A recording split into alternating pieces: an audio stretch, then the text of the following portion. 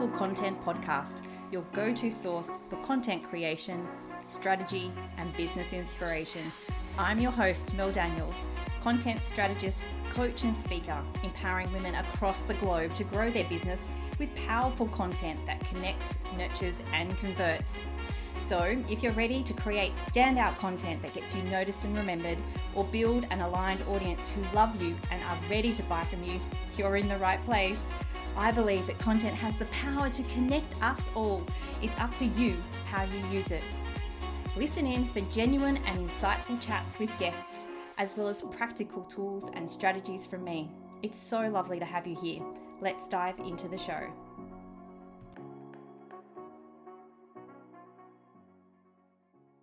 I acknowledge the Wongal people of the Eora Nation as the traditional custodians of the country that I am recording from today. I recognise their continuing connection to the land and waters. I pay my respects to elders past and present and extend that respect to all First Nation people listening today. Hello, beautiful people, and welcome to episode 107 of the Powerful Content Podcast.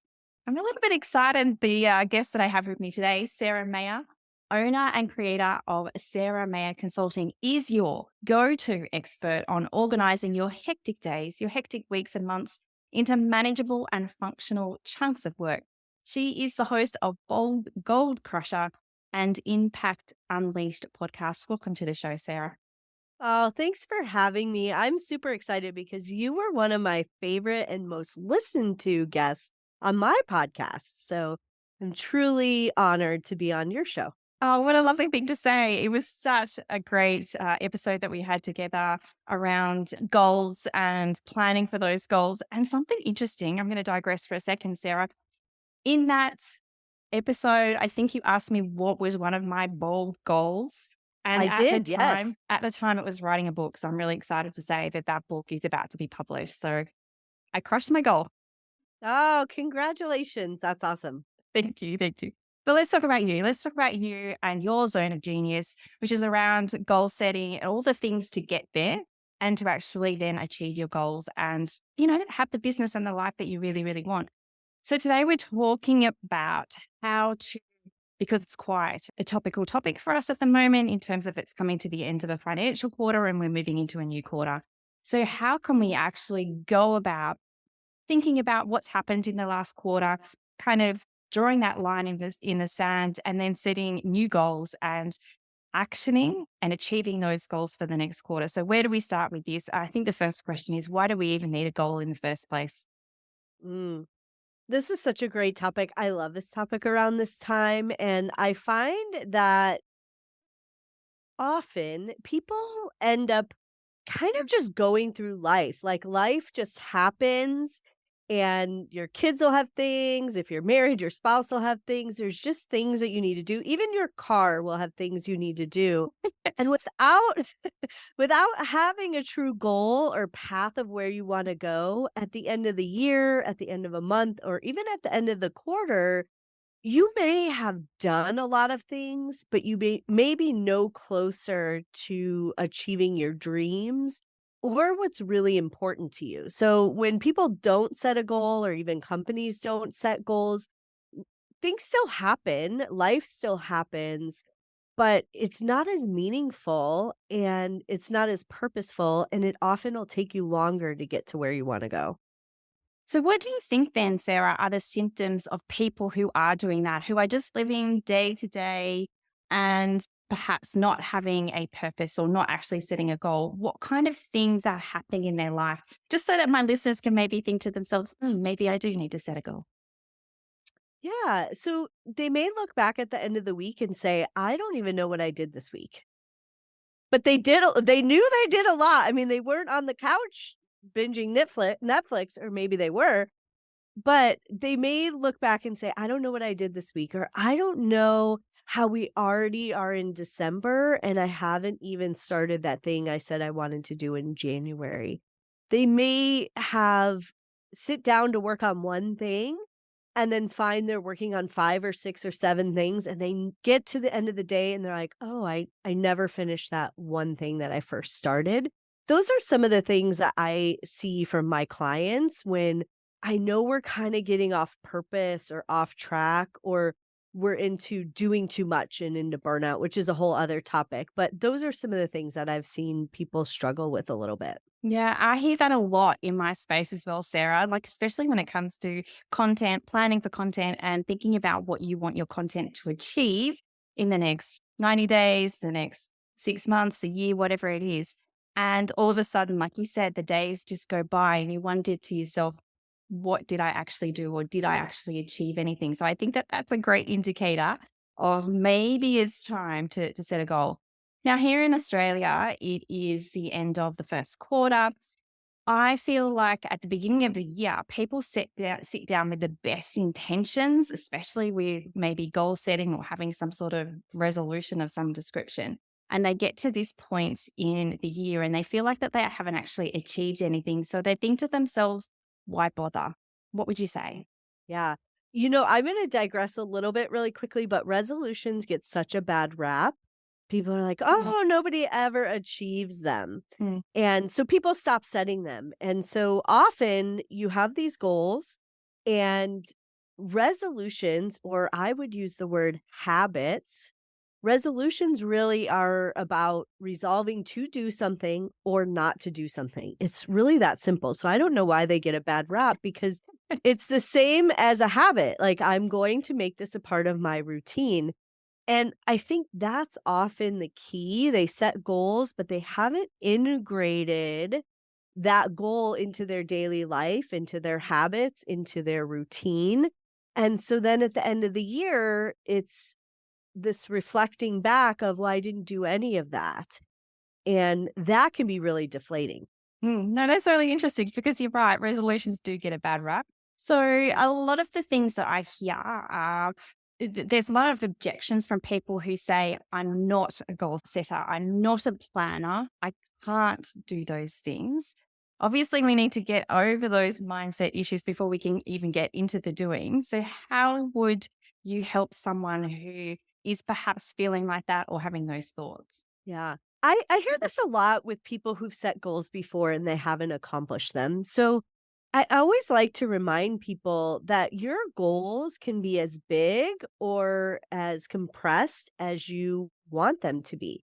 And often there's this pressure of, oh, well, you have to be able to accomplish this in a year. But depending on how big your goal is, like your goal was to write a book. If you haven't even written a page ever in your life, the chances of you actually becoming a published author in a year are very slim. And so maybe your goal should be to write every day, and that's your habit, and with the long term goal of eventually writing a book. And so I think often people set themselves up to fail when they create their goals. And then when they don't achieve them, then the next year it's like, well, I'm not a really good goal setter, or I didn't manifest that, so I shouldn't even try setting goals. So I like to take people back from a reflection standpoint, and often the key to achieving your goals lies in what happened in the past. And I share this because sometimes when the new year rolls around, people start to look at the past and they say, well, I didn't do this. I didn't lose weight. I didn't work out more. I didn't do all these things. I didn't make the money I said I was going to make. I didn't get consistent on social media. And that's such a negative space. So I encourage people to reflect from a place of positivity, asking themselves questions like, what did I really enjoy this year in my life? What were the projects that I could have spent all day working on? And that's a very different place. And to think beyond the last 3 months, because with the holidays, everything's compressed in the last quarter, and you add the layer of the holidays and the magic of the season and the shopping and all that.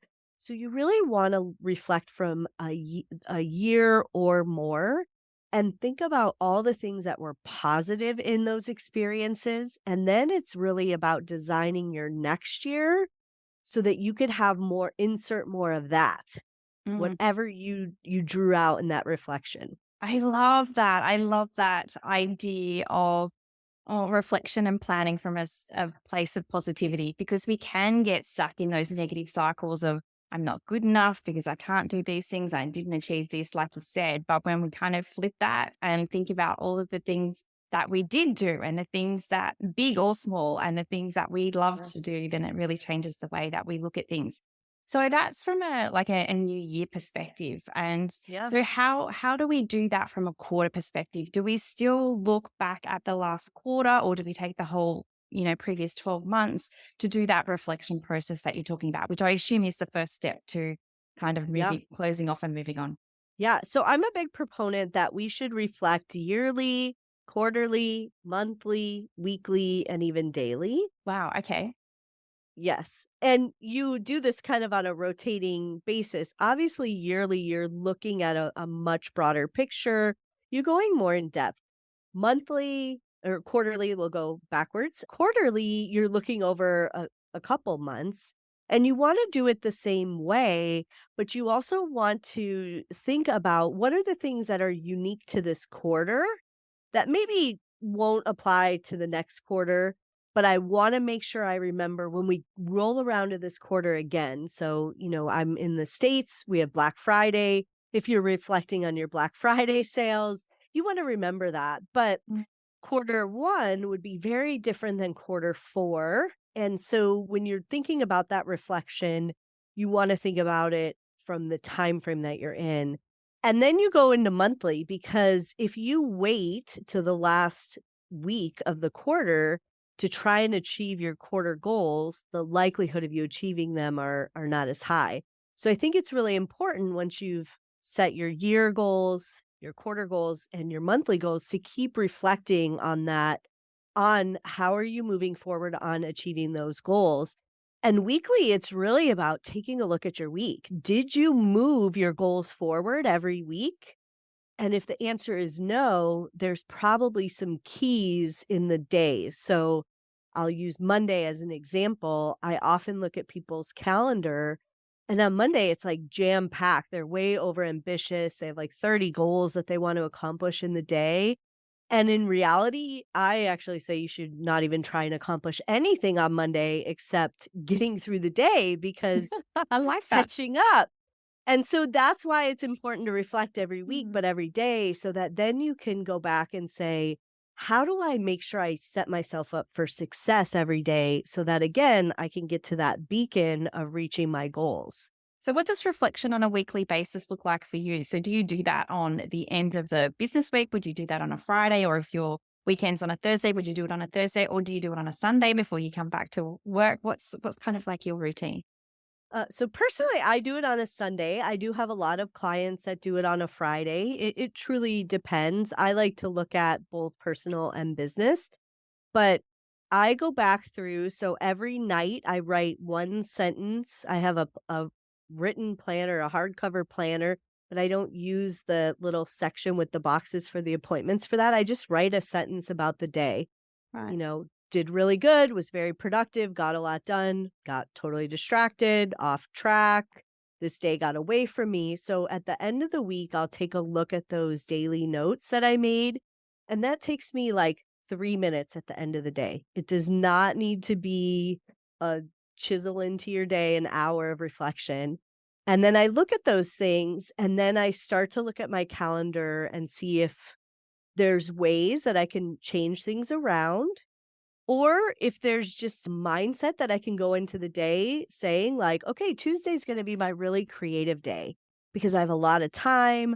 I'm going to set that day up for success by getting in the mindset in the morning. I'm going to ensure that I have worked out and I think about and envision that day.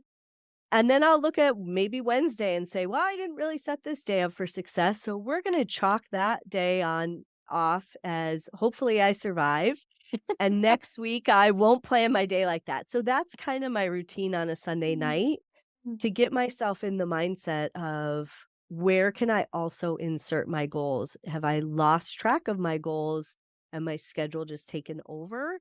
Are Mm. there spots in there that I can make sure I'm working on something that's goal related? Love it. Love it so much. And I think that you actually even have free resource for that as well, don't you? That I reflection do. process. Yes, I do. I have a weekly reflection and then I have a yearly reflection worksheet too, which I can give you the link and they can grab. 100% yes. I know that so many of my listeners would love that as well. One thing that I'm going to pick up on that you just said, Sarah, is that it doesn't have to be a burden. Like it doesn't have to be something that we have to do or another thing that we add to our already long to do list. It is just because the minute that we think about it like that, we come from that negative space that you were talking about before, and it just doesn't become a positive experience for us. So I love that piece of advice. It doesn't need to be a burden, it just needs to be quick and simple. Yeah. Otherwise, you won't do it and you won't gain anything from the experience. Mm. And it's really about setting your weeks up, your days up so that you can achieve what you want to achieve. Not achieve more, unless that's what you want to do, but so you can achieve your true goals. Love that. Not achieve more, but achieve your true goals. So, Yeah. we've spoken about reflection. That kind of seems to be the first step in actually making sure that we're on track with our goals. So, what's the next step after reflecting? Yeah. So you need to measure things. And I love this book. I don't know if you've ever read the book, The Gap and the Gain. No. And oh, it's a great book. You should read that book. So The Gap and the Gain talks about whenever you're trying to achieve something, there's usually a gap between what you want and it could be you don't have the skills, you don't live in the right place, you don't have the money, whatever, you need to learn something. And many times people judge their performance based on how far they've come, like, did they accomplish it? But unfortunately, they forget about where they started, which is really the gap, and how much they've gained on that gap. And so I think it's important to truly measure your goals. And so I will get people who say, well, what if my goals can't be measured? Well, everything can be measured, and it doesn't have to be like an Excel formula or anything like that. Even if you just want to live a more happy life or you want to be more productive, every day, give yourself on a scale 1 to 10, how productive was I today? 7, great. Well, my starting is a 7, my next day I'm an 8, oh, now I'm back to a 3. So I think it's really important to measure that, and you can create some type of data tracker for yourself to measure your goals, and that allows you to not only drive to those goals, but then to go back and celebrate when maybe you haven't achieved the full goal, but you can look where you started and you can see your gains as you cross that gap. And Mm, that's the key. yeah, I love that perspective, the gap and the gain. So, Yeah. if I don't actually achieve my goal, say I set it to, I don't know, I'm going to do it from a content perspective that I want to have 1,000 followers and I'm starting from zero and I don't get to the 1,000. But if I'm tracking it, those incremental pieces, and I can celebrate the fact that I have moved away from zero and I'm moving Yeah. towards that 1,000. Yeah, and one of the things that I learned a while ago, because I had this wild goal, I don't know if you knew this, but I'm gonna tell you. Yeah, tell I us. wanted to be a world champion equestrian, horseback riding, ever since I was a child. And one day my coach said, "That's not your goal, that's your result." Mm, And it took me back a little because, people have goals out there all the time to be an Olympic athlete, to, just win a bodybuilding competition, whatever your goal is. People have those type of goals to lose however much weight, whatever they want to do. And when my coach said that, I said, I need you to tell me more. And now I've spent a lot of time thinking about what he was actually trying to explain to me. He said, mm, my goal is actually to become an accomplished equestrian that's confident. Well, that's not measurable. That's why I said I wanted to win a world championship because that's measurable. But what I was actually doing was that's the result of accomplishing this goal. And I was putting that in the hands of other people because this is subjective. I could go be the best possible rider ever, but if the judges simply like somebody better, or if that person is further along on their journey, they're going to win. So I was setting myself up to fail by setting that as my goal. Fascinating. Absolutely Yeah. fascinating. So how do you approach goals these days then? Or how can you Yeah. perhaps help my listeners switch from that result orientation to something that's Yeah. more controlled within themselves? If Yeah, you so your example was 1,000 followers. Well, you're relying on people to click on you, people to like you, people to connect with you, the algorithm that they're fighting, whatever Mark Zuckerberg is doing or Yes. Elon Musk or whoever, and so that's the result. So they could go do all these things and they're like, "Hmm, never achieving that goal, toss that goal out." So maybe the goal, and this could be different for everybody, maybe the goal is to become more consistent, post 3 times a week, whatever your suggestions are. I'm just tossing things out there. Become more consistent, become confident, and connect with my audience. Make content that I feel good about, shift my content a different way, and then the result, hopefully, if you do that and achieve that goal, hopefully the result would be you gain more followers because they're connecting with you. What a different perspective. What a wonderful way of looking at goals. You've challenged me. Definitely, Sarah. You've definitely challenged me. So we've spoken about reflection. We've spoken about tracking it to make sure that we're actually, on track to reduce the gain to get to the goal that we're talking about. How do we then think about how to move forward from here? Yeah. So once you have an idea of the goal, creating that action plan is really important and that data. And then it's about inserting those actions into your daily life. So many people, like you just wrote a book, it's a prime example. Many people will be like, well, I have to outline all the steps. And I don't know how many steps that it took you to start the process to finish, but I would bet it's upwards of 400 if you really tracked it. And if you had Yes. known that from the beginning, you may never have even started. True facts. Yep. Yes. So I encourage people not to get too into the plan. Like, outline the first 5 steps, accomplish those first 5 steps. Those are the things that you should be celebrating. That builds the muscle of crushing your goals. And then outline the next couple steps. And that's what really helps you to move forward.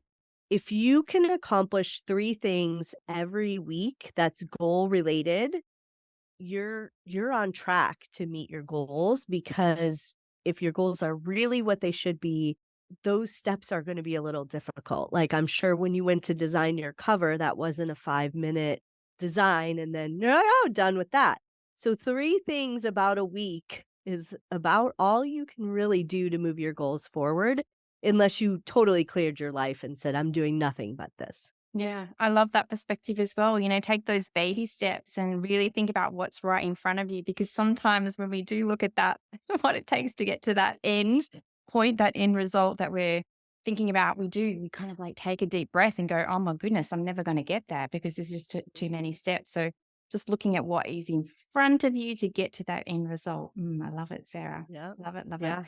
Well, I think that you've given us such an amazing framework and so many interesting and different ideas and perspectives on how to approach our goal setting through the reflection, the tracking, and then the setting process. So, thank you so much for imparting your knowledge and your expertise in that space. I really appreciate it. But before we finish up today, Sarah, I love to ask every one of my guests about their superpower. I'm all about women not just using their superpower, but owning it as well. So, I have a feeling I know what the answer might be, but what is your superpower? I'm curious to know what you think. My real superpower is figuring out the seemingly impossible. I've done that quite a few times in my career, where I've been thrown into situations where people truly have tried everything and I don't know much about whatever their topic is, and I've been able to come and look at it from a different perspective. That's one of the Mm. things that I've been told many times I'm really good at, and I know that I'm very gifted at that, because with the whole equestrian thing, spoiler alert, I did become a world champion, so there you go. But I figured that out without owning a horse, without having money, without having any of those things that would have given me a leg up, so that's my Amazing. superpower. Amazing. So inspirational, Sarah. Thank you so much for coming on the podcast today and sharing your wisdom with my listeners. I truly appreciate you being here. Oh, I just love you, and I could talk to you for hours. You're such a great guest and a great host, so it's a pleasure being on your show. Thank you so much. Thanks, Sarah.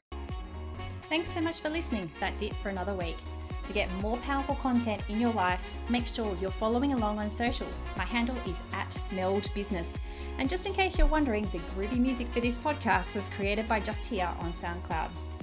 I'd also be super grateful if you took a moment to rate and review this podcast so more amazing women like you can experience the power of content. And if you're like, hell Mel, stop talking, I'm ready to work with you now, here's how we can work some powerful content magic together. Firstly, come and join the Content Effect, my membership inspiring women with service-based businesses to ditch the content chaos and start creating stand-out content that gets you noticed and makes sales. You can join us by using the link in the show notes or just Google the Content Effect. The second way we can work together is via my one-on-one packages. We can create a sustainable content strategy or start to build out your client journey. It's up to you. Hop on over to meldbusinessservices.com.au/services to find out more. Until next time, have a beautiful week and embrace the power of your content.